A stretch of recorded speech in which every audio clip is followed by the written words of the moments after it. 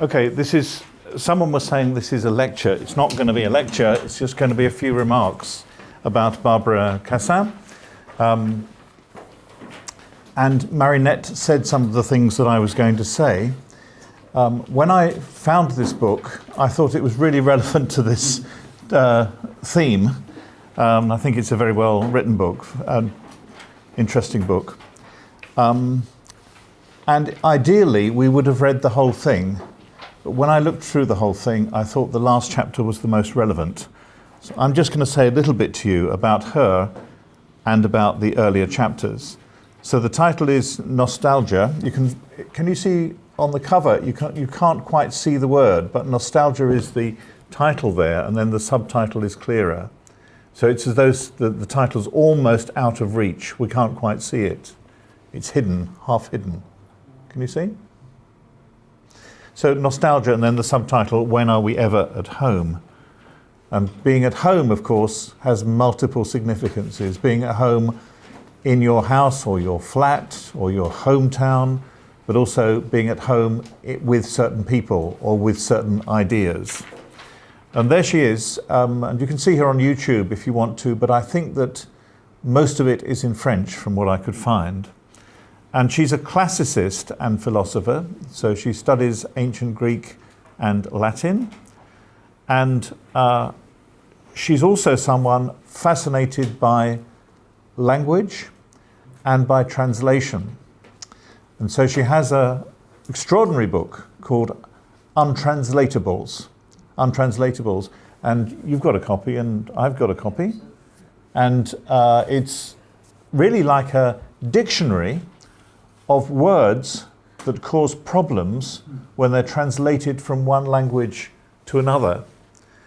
So one example from Japanese is the word kotoba, which Heidegger talks about in the dialogue with the Japanese. Kotoba means language or something like that, but it doesn't translate easily into English. And I'm sure you can think of many others where this applies.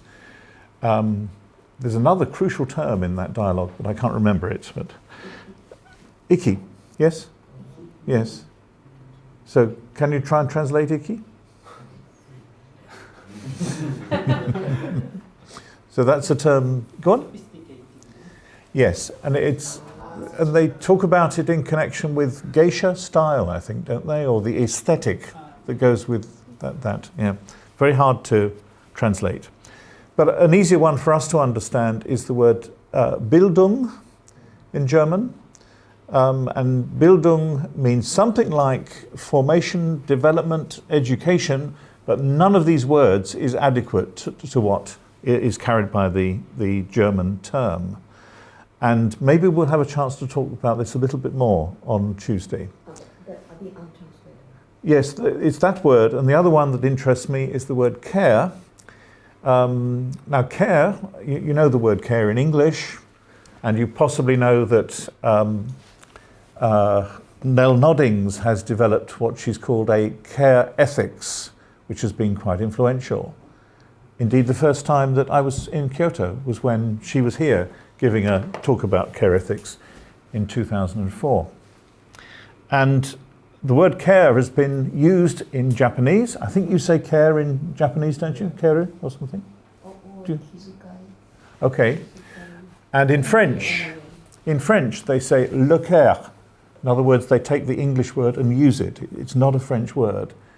So the significance of a word when it's translated into another language, the effects of doing that, or when it's not translated, is, I think, very interesting. She writes about it. But what I thought we'd talk about is the structure of the book.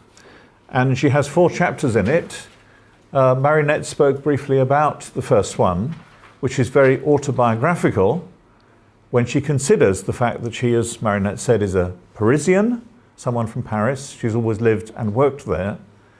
But she, some time ago, bought a house in Corsica, this beautiful island in the Mediterranean. And she enjoys going back there. I think Marinette didn't say that her husband died there a few years ago. And so there's an extra significance to the place for her. And in a sense, she feels more home in this place that is Corsica than she does in Paris. Corsica is a beautiful island. It's a bit like a Greek island as well. So there's a connection there with the Mediterranean, the kind of origins of European civilization.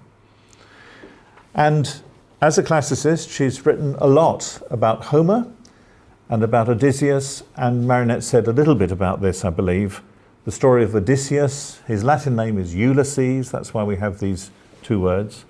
And Odysseus is, I'm sure you know, don't you, that Odysseus was one of the Greeks who went to try to reclaim Helen, who'd been taken away by the Trojans. So the Trojan War, you know this, don't you? No? Yes. Can I assume people know that, or you think? Yeah. Yes. Okay. And at the end of the war, when the Greeks had won, the Greeks made their way back to Greece, but Odysseus was cursed by the gods, and he took 16 years, I think, to travel back to his home on the other side of Greece. Things kept going wrong, and he had all sorts of adventures, which is the substance of the book called the Odyssey. So the idea of a return home is like a founding myth for Europe and European thought. The journey out and then the return home. It's a very, very powerful idea. There's another founding idea which is in the background as well, and that's of a journey out, but without arrival. And this is the founding myth of Exodus. So Exodus, which literally means the road out. Odos is road. Exodus. Exodus is the second book in the Bible, and it's the story of the Jews' exile from Egypt and their attempt to travel towards the Holy Land, the Promised Land. And of course, one way to think of that is that they make their way to Israel. But that's to make it seem like a story where you arrive at a particular land and you possess that land. And Zionism, in a sense, understands it like that. Another way to think of Israel is of a place to which you're always traveling. So Israel represents not just the land, but the good society. Okay, that's the thing you're moving towards. And Moses, who leads the Israelites, the Jews, out of Egypt, he never arrives anyway. So the figure of the idea of Exodus is of a journey out. The stress is on the out, not the arrival home. One of the things that Barbara Cassin draws attention to in the section on Odysseus is that when he gets back to Ithaca, the island on the west of Greece, where his wife Penelope has been waiting patiently, they are reunited and they go to bed together, I think just for one night. But the bed is made from a tree. But it's made from a tree that's still in the ground. Can you imagine that? The trunk of the tree is still in the ground and the bed is constructed out of this. Now, if you think of a bed, a marital bed, marriage bed, as being the heart of a family or a home, now we've got an even stronger image of that bed as being rooted in a particular place. So she talks about this a lot. Now, for complicated reasons, Odysseus goes home, but he doesn't just stay there. There's a restlessness about this, and he goes out again for a further journey. So the idea of the journey out and return home is something that becomes repeated. In the next chapter, she goes on to talk about a less familiar story, also related to Troy, the Trojan War. And Aeneas was on the Trojan side. And when Troy was destroyed, he escaped from the city and he took his father with him. But his father was disabled, so he carried his father on his back in the story. So he represents a figure of loyalty towards his father, a sort of piety even.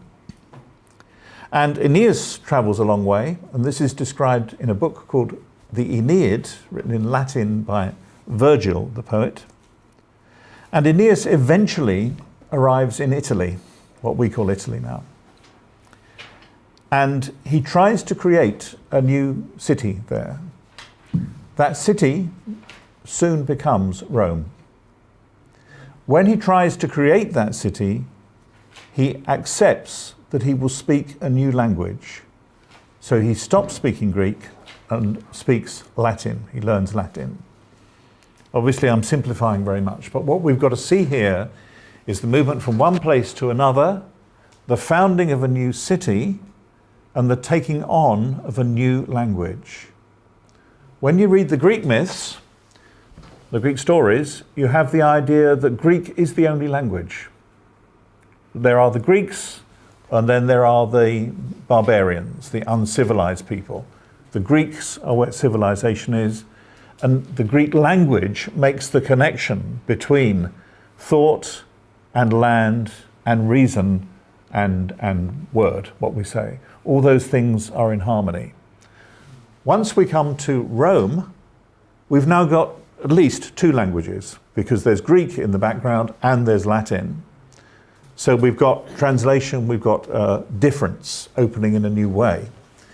And what she tries to show is that this is a movement from the sovereignty of philosophy, with this relation between thought and land and reason, to a plurality.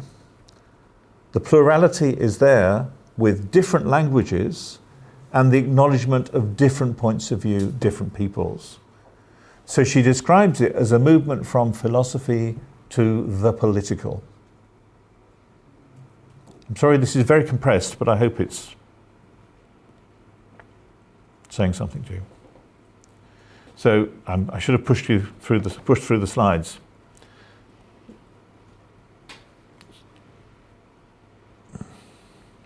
That's what I've just been saying then. Does anybody want to ask questions about that? Comment? Yes.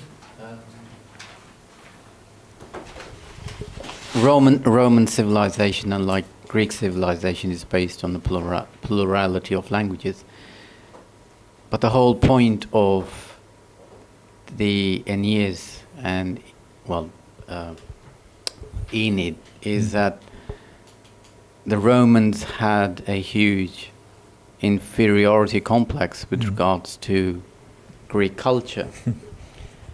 And so they had to invent this myth in order to justify their culture and the eventual conquest of Greece.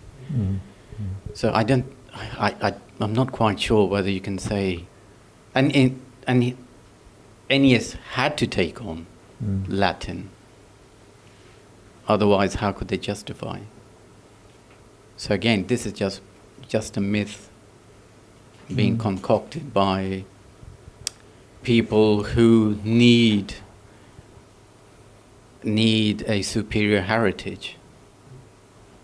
Who need a superior to relate to, like a lean-to culture? Well, yes, I mean, if they are going to conquer Greece, it's very difficult if you have an inferiority complex in terms of another culture. How do you take that culture? The only way to justify it somehow to create a myth. He had to take on Latin. Why would he? That was the only way for Rome to come to pass. Right, okay, so psychologically he had to take it on. Yes, okay, and I think she wants to draw a distinction between his relation to Latin and Arendt's relation to English. So Arendt retains German in a sense, in a strong sense. Yeah. And then Randall Jarrell says, German is my favourite country. Yes. Okay. Thank you. So the thing you've just said about different languages, that problematic just doesn't arise in the Greek stories. because Greek is taken for granted. Yes, I think. yes, Okay. of course. Yeah. Anybody else?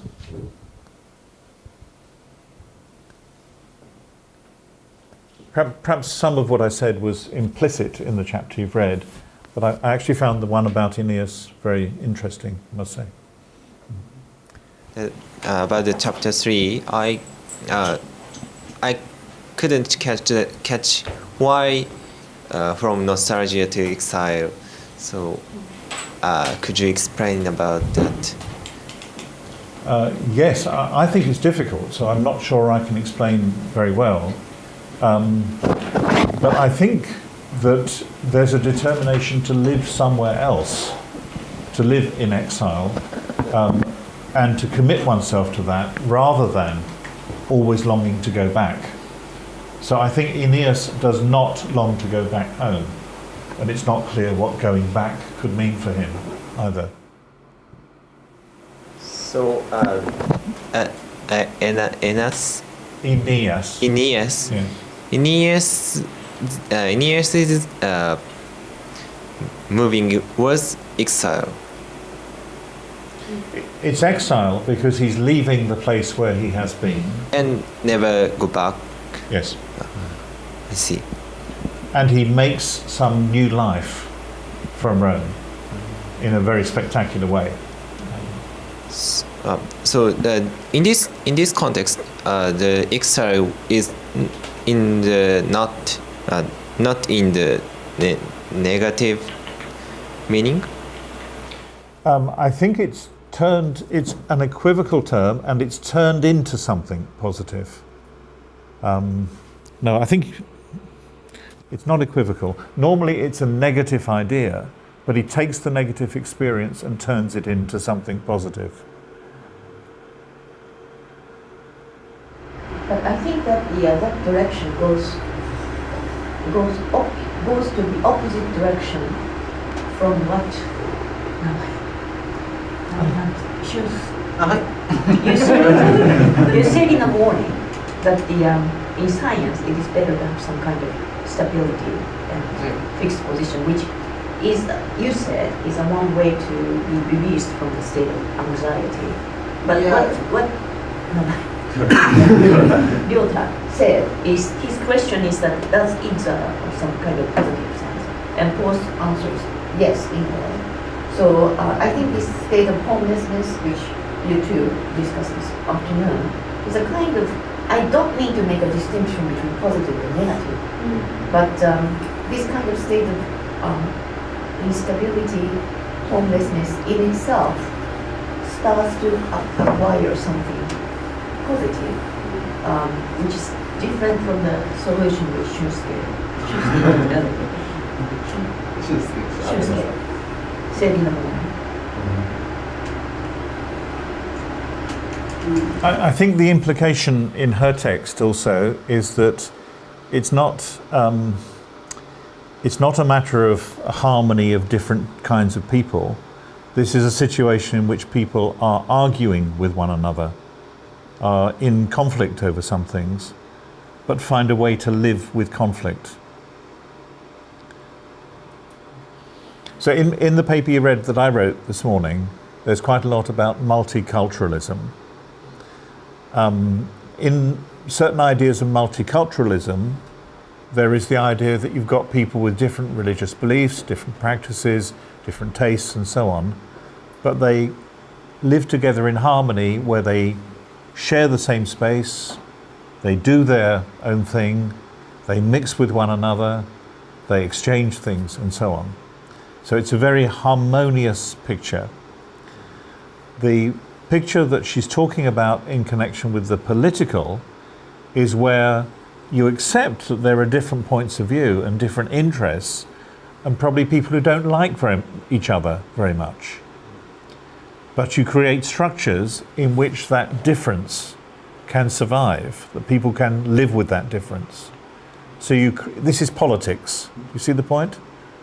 Yeah. In the Greek image, there's the suggestion that reason will see everything through. Reason is the way forward. Now it's more like negotiation. you find ways to live together. So, in summary, as a conclusion, you think that politics is a way of living, understanding different cultures. Politics by its nature means understanding different cultures or living together with different cultures. The second thing is closer to it. It's not a matter of understanding necessarily, it's accepting that there is a plurality of ways of being, ways of living, priorities. Accepting the plurality. Yes. And then, of course, sometimes ways of life will conflict, viewpoints will conflict, and people will not like one another. But in the political, as it's described here, the aim will be to find a way of coping with that. Not to deny that, not to make everyone the same, but to find a way of living with that difference and that conflict. But you think there is no, it's not especially needs to understand the difference within the structure of politics. Is it necessary to understand? To some point, I think, to some degree, I think it needs. I think there's a need. Well, but all right. I think it's a good thing to try to understand what other people think. I'm sure she does as well. But to understand doesn't mean that you agree with the person. Sometimes when you understand them better, you disagree more. Because you realise how bad they are or how horrible their attitudes are, but you still have to live with them in some way. Yeah. I think what you are trying to point to is close to what Alison, you sort of criticized as recommendation. I'm not sure whether your position is to push toward a position of recommendation, but I wonder if you want to see something like the state of recognition is necessary in the process of understanding. Whereas what Alison and Paul says is that recognition is not necessarily the sole solution to the problem. Yeah, so I think in that meaning, without understanding the languages, people can participate in the society within the structure of politics. Without understanding the languages? Languages, because recognition, in this context, recognition means understanding the languages, I can say. I think I can say. Not. Well, I don't know why you would say that. I mean, there are lots of ways you can recognise somebody without understanding their language. But if there's to be a society where people live together, there must be means of interaction. That won't necessarily mean they can all speak the same language, but they will trade, for example, or cooperate in some ways. Okay, thank you.